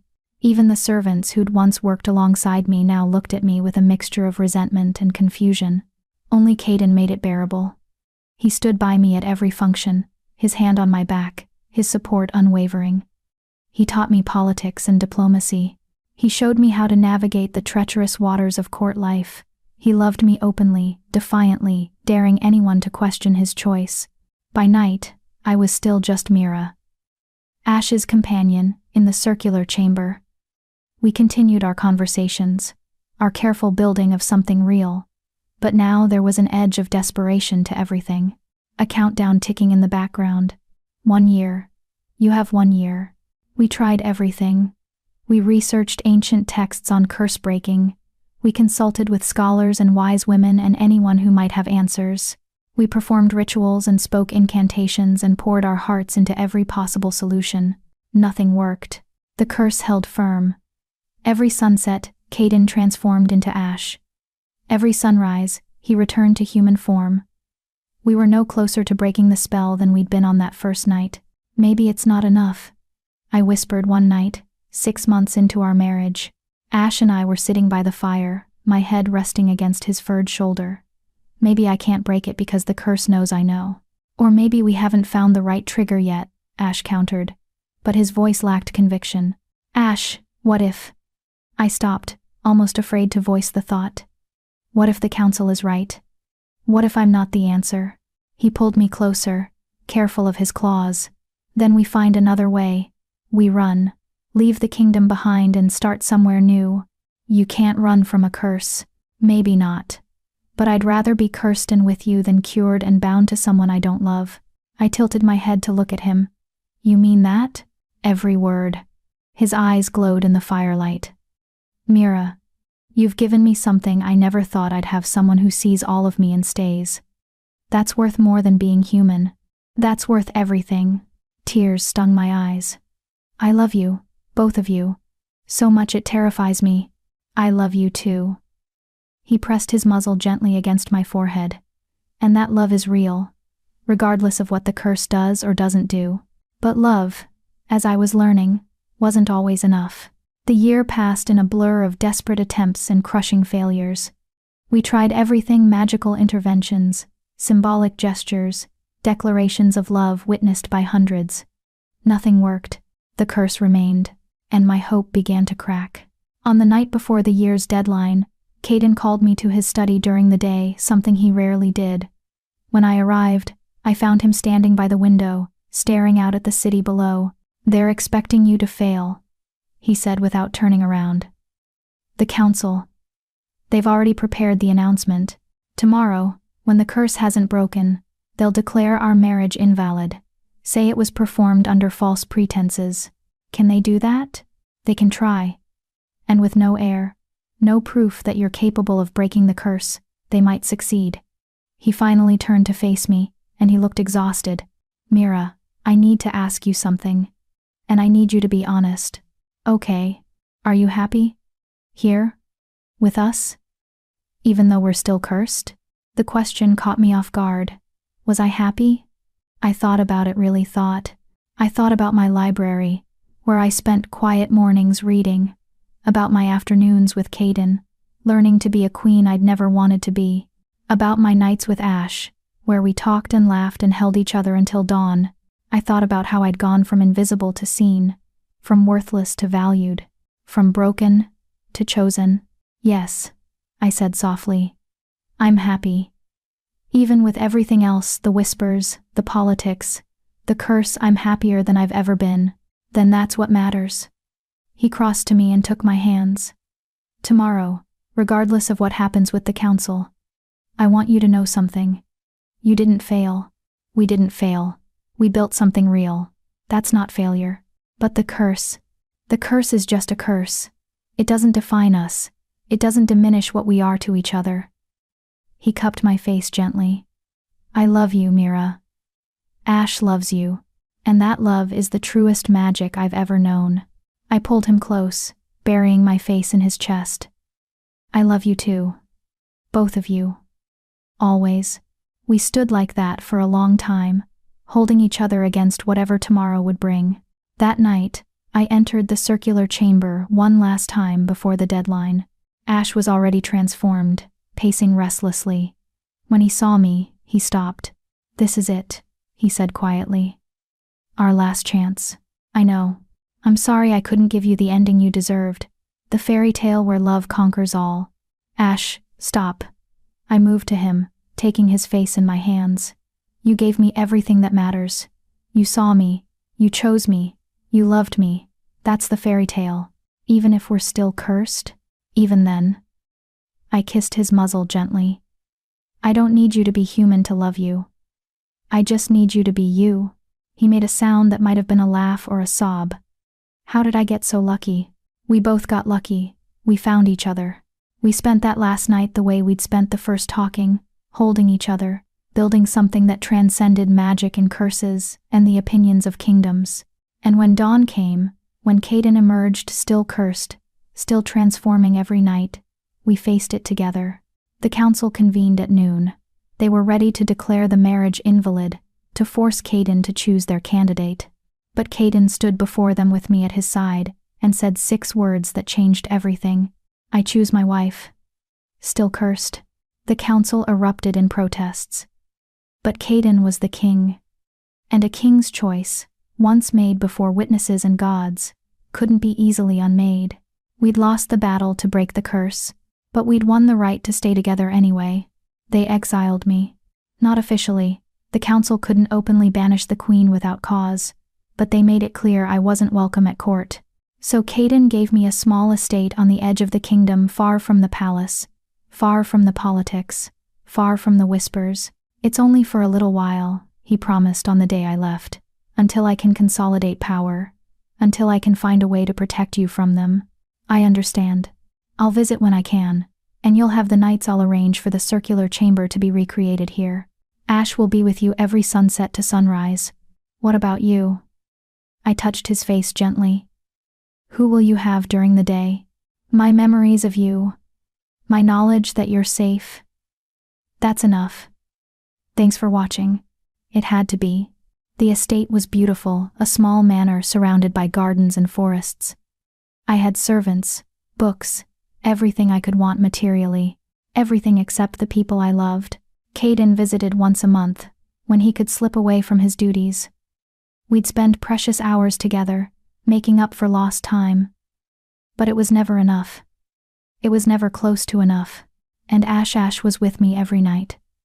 But knowing he'd disappear at dawn, that Caden would wake alone in the palace, made every sunrise feel like a small death. This was my life now. This was the price of loving someone cursed. I told myself I was still happy, that having them part-time was better than not having them at all.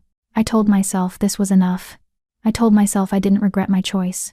But late at night, alone in my beautiful prison, I sometimes wondered if the council had been right all along.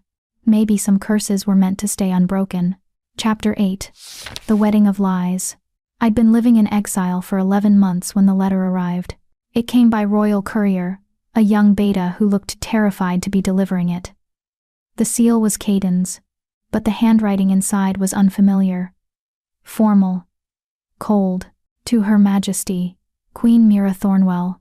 You are cordially invited to attend the wedding of His Majesty, King Caden Aldrich, to Lady Alara Brightmore of House Silvermere. The ceremony will take place at the palace on the first day of summer. Your presence is requested but not required. By order of the Council of Lords. The words blurred. I read them again. Then again. They didn't change. Caden was getting married. To someone else. My hands shook as I set the letter down. This had to be a mistake. Some political maneuver by the council.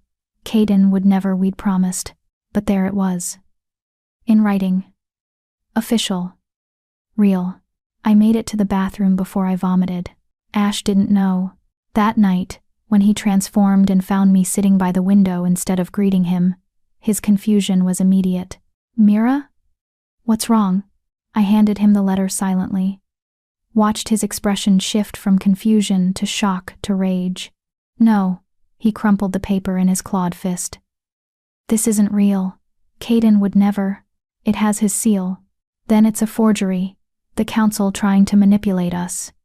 He paced frantically. I would know if he was planning to marry someone else. I would feel it. We're the same person. Are you? The question came out sharper than I intended. You keep saying that, but maybe you're more separate than you think. Maybe the Caden who rules during the day made choices the beast who loves me at night doesn't know about. Ash stopped pacing, looking stricken.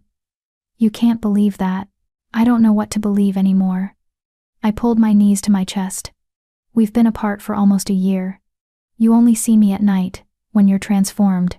What if the real Caden, the human one, decided I wasn't worth the political cost? That's not possible. I love you. He loves you. We're the same. Then where is he? The words burst out of me, raw and desperate. Where has he been for 11 months? One visit a month, Ash, one. And now this? Ash had no answer. His silence was damning. I stood abruptly. I need to know. I need to see him. Talk to him. Understand what's happening. How? The palace is 3 days' journey. The wedding is in a week. Then I'll leave tomorrow. I moved to my wardrobe, already planning. I'll go to the wedding. I'll confront him in front of everyone if I have to. Mira, that's dangerous. The council wants you gone. If you appear at the wedding, then they can try to stop me. I turned to face him, and I knew my expression was fierce. I'm still his wife, still the queen. No matter how much they want to forget it, I have every right to attend his wedding. Ash stared at me for a long moment. Then his expression shifted into something equally fierce. You're right, and I'm coming with you. You can't. You transform at sunset. Then we'll time it so I'm transformed when we arrive. Let the council see the beast they're so afraid of. Let them see what they're trying to destroy. It was reckless, dangerous, exactly the kind of dramatic gesture that could get us both killed. Okay, I said. Let's do it. The journey to the palace took 3 days, just as Ash predicted. We traveled at night, when he was transformed. He carried me on his back, moving through the forests at a speed no horse could match. During the day, when he was Caden, we rested in hidden clearings, never speaking about the wedding or what we'd do when we arrived. The silence between us was different now, heavier, filled with unspoken fears. On the 3rd night, as we approached the palace, Ash finally broke the silence. Whatever happens tomorrow, whatever we learn, you need to know something. What? I will always choose you, even if the human side of me is weak enough to be manipulated by the council. Even if Caden has made choices I don't understand. The beast me, I choose you. Always. That's not enough if he doesn't feel the same. Then I'll find a way to make him remember. His voice was fierce. I'll tear through every wall he's built, every political compromise he's made, until he remembers what matters, until he remembers you. I tightened my arms around his neck. Promise me something. Anything. If he's really choosing someone else, if this wedding is real, promise me you'll let me go. Don't fight for something that's already lost. Mira, promise me, Ash. He was quiet for a long moment. Then, I promise. But I don't believe it will come to that. I wish I shared his certainty. We arrived at the palace just after sunset on the day of the wedding. The grounds were transformed, hundreds of lanterns, illuminating the gardens, musicians playing soft melodies, nobles in their finest attire gathering for the ceremony. It was beautiful, romantic, everything a royal wedding should be, everything mine hadn't been. Ash carried me through the servants' entrance, avoiding the main gates, where we'd be stopped. We made our way through familiar corridors, heading toward the throne room, where the ceremony would take place. Are you ready for this? Ash asked quietly. No, but I'm doing it anyway. He squeezed my hand. That's my brave queen. We entered through a side door, emerging into the throne room just as the ceremony was beginning. The space was packed with nobles, hundreds of them, all turned toward the front where Caden stood on a raised platform. He was dressed in formal attire, his expression carefully neutral. Next to him stood a woman I didn't recognize. Lady Alara, presumably. She was beautiful in that perfect, untouchable way that noble Omegas were. Golden hair, flawless skin, a scent that probably drove every alpha in the room mad. Everything I wasn't. My entrance caused a ripple of shocked whispers. Nobles turned, their eyes widening as they saw me. The exiled queen returned uninvited. And next to me, massive and undeniable, stood Ash. The beast at a royal wedding. Scandalous, dangerous, exactly the statement we intended to make. Caden's head snapped up. For a moment, our eyes met across the crowded room, and I saw nothing, no recognition, no love, just emptiness. My heart shattered. But before I could process what that meant, the doors behind us burst open. Armed men poured in, not palace guards, but mercenaries. 20 of them, maybe more. They wore no house colors, no identifying marks. An assassination attempt. Here, now. The room erupted in chaos. Nobles screamed and scattered. The mercenaries moved with brutal efficiency, heading straight for the platform. Straight for Caden. And without thinking, without hesitating, I ran. Ash was faster. He launched himself forward with a roar that shook the chandeliers. He reached Caden just as the first mercenary raised a crossbow. The bolt flew. Ash twisted, putting his massive body between the weapon and Caden. The bolt buried itself in Ash's shoulder. He roared in pain but didn't fall. Get him to safety. I screamed at the guards who were finally reacting, but more mercenaries were coming. One of them grabbed me, his blade pressing against my throat. "Call off the beast or she dies," he shouted. Caden's eyes, those storm-gray eyes, finally showed emotion. Fear, rage, desperation, and then he transformed. In the middle of the day, in front of hundreds of witnesses, Caden's body convulsed, bones cracking and reshaping even though the sun was still high in the sky. It should have been impossible. The curse only triggered at night. But somehow, through sheer force of will or desperation or love, he was changing. The nobles screamed. The mercenaries hesitated. And Caden, now beast, launched himself at the man holding me. He tore through them like paper. Brutal, efficient, terrifying. And in that moment, I understood. The curse had never been about the transformation. It had never been about finding someone who loved the beast without knowing he was the king. It had been about Caden learning to accept both parts of himself, to stop hiding, to stop pretending he could be just the controlled king or just the wild beast. He needed to be both, openly, honestly, in daylight. The mercenaries who weren't dead fled. The nobles were pressed against the walls, terrified and transfixed. And in the center of the throne room stood Caden, fully beast. In the middle of the day, his eyes locked on mine. "Mira," he growled. His voice was Ash's voice, but also Caden's. Integrated. Whole. "I'm sorry. I'm so sorry. This was never real. The wedding, it was a trap. We knew the assassination attempt was coming. I needed you safe, away from the palace. I couldn't risk them targeting you too." Understanding crashed over me. "You were protecting me. By pushing me away. Yes. And it almost cost me everything." He moved toward me, still in beast form even as the sun streamed through the windows. "I should have trusted you. Should have told you the truth instead of letting you believe I'd abandoned you. Can you forgive me?" I looked at him, really looked. At the beast standing in daylight, unashamed and unafraid. At the king who'd finally stopped hiding.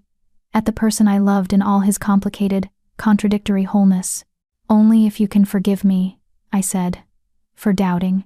For not trusting that what we had was strong enough to survive separation. There's nothing to forgive." He reached out carefully, and I took his clawed hand. "You're here. You came back. You fought for us even when you thought I'd betrayed you.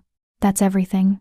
I pulled him close, this massive, dangerous, beautiful creature, and kissed him. The nobles gasped. I didn't care. When we pulled apart, I saw something miraculous. Caden was beginning to change again. But not back to human. He was becoming something else. Something in between. The fur receded slightly. His face became more human, though traces of the beast remained. His claws shortened into something that could be hands or paws depending on how you looked at them. He was both. King and beast. Human and monster. Integrated. The curse shimmered around him like heat waves. And then, with a sound like breaking glass, it shattered. 7 years of magic. Dissolved in a moment. Caden stood before me fully human for the first time in years. No beast waiting to emerge at sunset. No curse hanging over his head. Just him. Whole. Free. "It worked," he breathed. "Gods, it actually worked." What did? I was still trying to process what I'd just witnessed. True love's exception. His smile was brilliant. The curse required the beast to be loved by someone who didn't know he was the king. But you loved both of us knowing we were the same. You saw past the divisions, past the curse's attempts to separate us, and loved the whole person. He cupped my face. That kind of love that sees and accepts everything, is stronger than any curse. Strong enough to integrate what was broken. Strong enough to make us whole. So the curse is gone? Really gone? Really gone. He laughed, a sound of pure joy I'd never heard from him before. I can feel it. The beast isn't locked away waiting for night. He's part of me now, fully integrated. I'm both, Mira. Finally both. Around us, the throne room was silent. Every noble, every guard, every witness was staring at their king. Seeing him truly for the first time.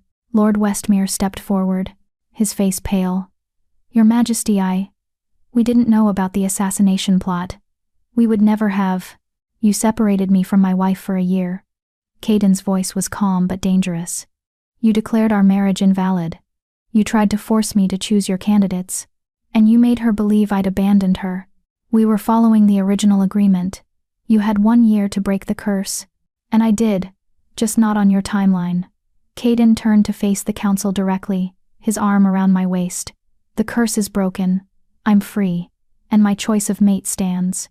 Mira is my wife, my queen. And if any of you have a problem with that, we can discuss it with my newly integrated beast half. The threat was clear. The council bowed their heads, accepting defeat. Lady Alara, the woman who was supposed to marry Caden, stepped forward. She was smiling. I'm glad, she said simply. I never wanted to marry you, Your Majesty. My father arranged it, but I could see you loved someone else. She looked at me. I hope you'll be happy together. Thank you, I said, meaning it. She nodded and disappeared into the crowd. The rest of the day passed in a blur. The assassination attempt was investigated. The mercenaries had been hired by a rival kingdom hoping to destabilize our throne. With Caden's curse broken, their plan had failed spectacularly. The council was not dissolved, but significantly reduced in power. Caden made it clear that the crown's authority superseded theirs.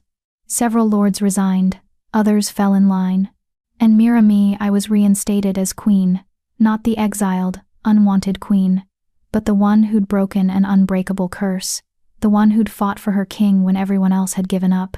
That night, Caden and I returned to the circular chamber one last time. We don't have to stay here anymore, he said, looking around the stone room that had held us for so many nights. We can sleep in the royal chambers. Together, without fear of transformation. I know. I moved to the center of the room, where we'd sat on that first night. But I wanted to come back. One more time. To remember. He joined me, sitting on the floor like we used to. What do you want to remember? How it felt. Being broken, and finding someone who saw beauty in that brokenness. How you asked my name when no one else cared to know it.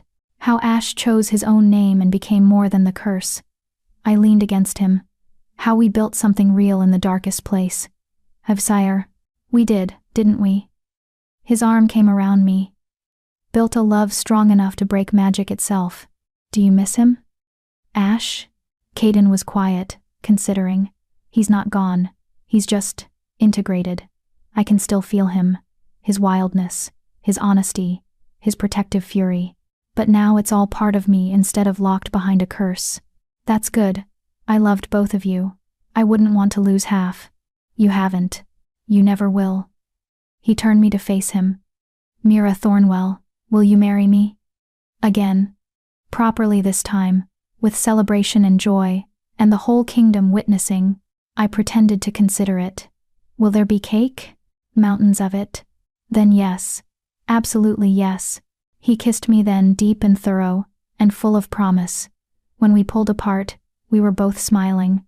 I have something for you, he said suddenly. I've been waiting for the right moment. He pulled a small book from his jacket pocket.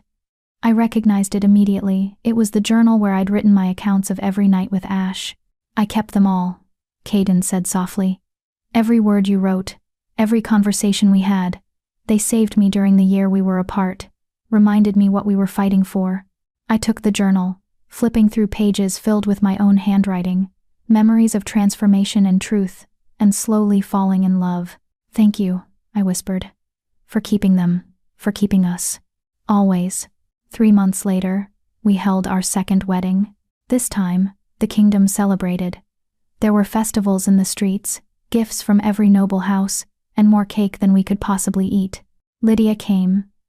She was married now to a kind beta merchant who loved her desperately. We embraced for the first time in over a year. I'm proud of you, she whispered. You found something real. Something worth fighting for. So did you, I said, looking at her husband. We both got our happy endings. Eventually, she smiled. Though yours is significantly more dramatic than mine. What can I say? I like a good story. My parents didn't come. I hadn't expected them to.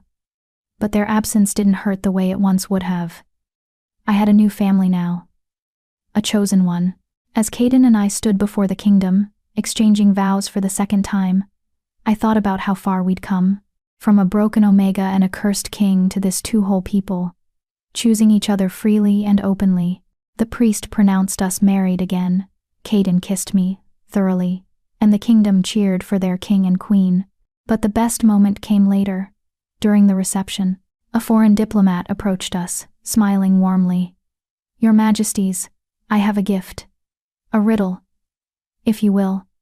It's a tradition in my country to test the wisdom of newlyweds." Caden and I exchanged glances.